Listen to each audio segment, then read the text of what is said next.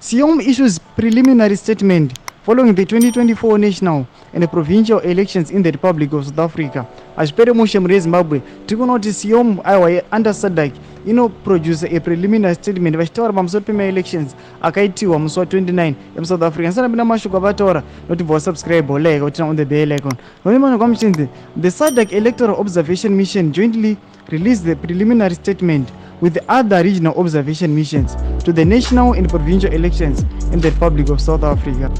His Excellency Mr. Kavindele observed the pre-election and voting phases of the election were professionally organized and conducted in an orderly, peaceful and free atmosphere that enabled voters to express their democratic will. He commended the people of South Africa for the political maturity, spirit of tolerance and calm that prevailed during the election period.